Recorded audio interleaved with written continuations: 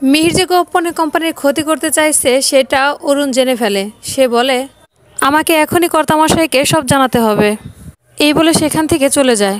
এদিকে মিহির চিত্রাকে ফোন করে বলে, অরুণ আমাদের সব কথা জানতে পেরে গেছে, এবার আমাদের কি হবে। চিত্রা মিহিরকে বলে, তুমি বিশ্বাসবাবুকে ফোন করে দেখো, উনি একটা ব্যবস্থা করে দেবে। চিত্রার কথা শুনে মিহির জয়দীপ বিশ্বাসকে সবটা জানায়। অরুণবাবু কিন্তু এমনি ভালো মানুষ, একটু ভয় বা হুমকি দেখালেই হবে। জয়দীপ বিশ্বাস মিহিরকে বলে, যা করার আমি করব, আপনি শুধু বলুন অরুণবাবুকে দেখতে কেমন। মিহির অরুণবাবুর বর্ণনা দেয়। জয়দীপ বিশ্বাস ফোনটা রেখে দেয়। এরপর জয়দীপ বিশ্বাসের গাড়ি এসে অরুণকে ধাক্কা মেরে সেখান থেকে চলে যায়।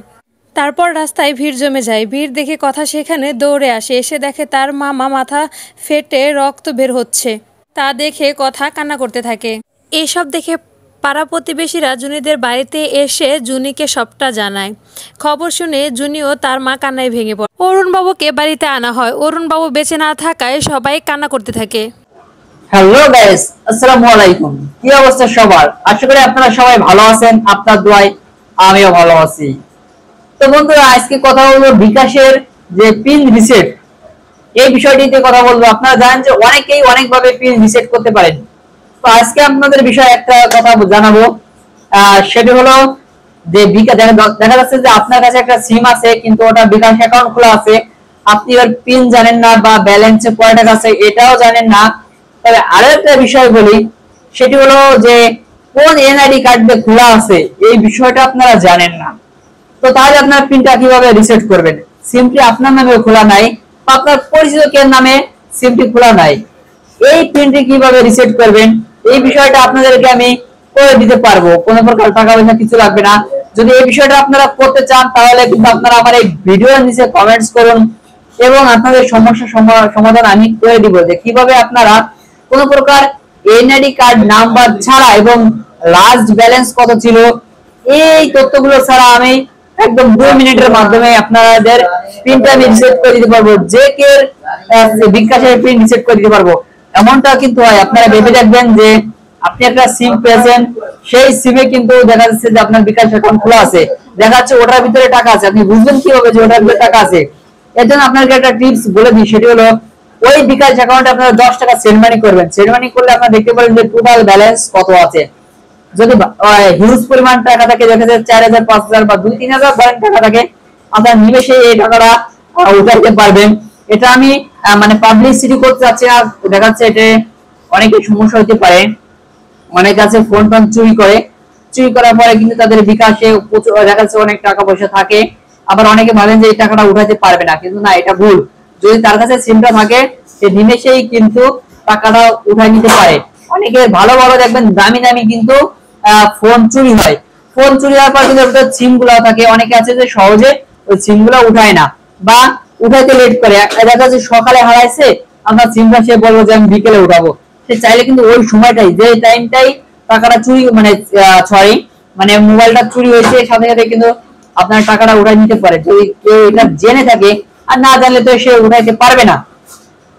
তো এটা আপনাদেরকে আমি শিখাবো এই সিক্রেট বিষয়। যদি কে এটা সমস্যা থাকে যে নিজের সিম আছে, আপনি বিকাশের পাসওয়ার্ড ভুলে গেছেন, আপনাদের কাছে এনআইডি কার্ড নাম্বার জানা নেই, এনআইডি কার্ড নাম জানেন না, তো এই সহযোগিতা আমি আপনাদেরকে করব। তো আপনারা আমার এই ভিডিও নিচে কমেন্টস করুন, আমি চেষ্টা করব আপনাদেরকে এই বিষয়টা সহযোগিতা করতে। তবে আরেকটা বিষয় আপনাদেরকে জানিয়ে রাখি, সেটা হলে দেখবেন যে অনেকে আছে এখন আননোন নাম্বার দিয়ে আপনাদেরকে বিরক্ত করে। তো ওর 14 গোষ্ঠীর ডিটেলস আপনি বের করতে পারবেন খুব সহজে। আবার অনেকে আছে যে বিকাশে ভুল করে আপনার টাকা সেন্ড করেন, ওরা ওই টাকাটা আর দেয় না বা তারা সিমটা অফ করে রাখে।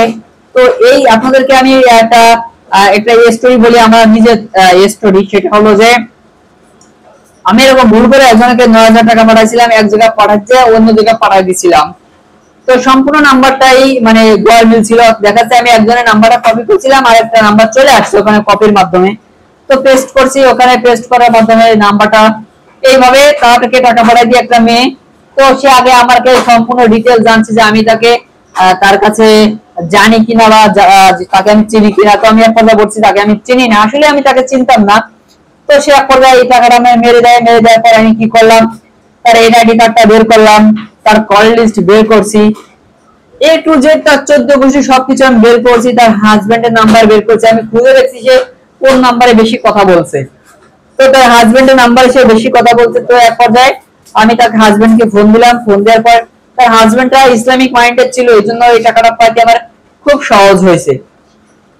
তো তাকে বলি, তার হাজবেন্ডকে ফোন দিলি, তার হাজবেন্ড তার ওয়াইফকে ফোন দেয় ভেবে সেও সন্দেহ করছে, কারণ তার সিমটা টোটালি অফ করে দিয়েছে। হঠাৎ করে টোটালি সিমটা অফ করার কারণ হয়তো তার হাজবেন্ড এই বিষয়টাও দেখছে। আমাকে তখন তার হাজবেন্ড বলছে, ভাই আপনার আর কাউকে জানানোর দরকার নাই, আপনি আপনি ওই সাইডে যান, আপনি আপনি আমাকে বলেন, আপনাকে সকালে ফোন দিবি, আপনি এই বিষয়টা নিয়ে টেনশন করেন না। তো আসলে দেখছি সকালে এসে ওই রাত্রে আমাকে ফোন দিছে।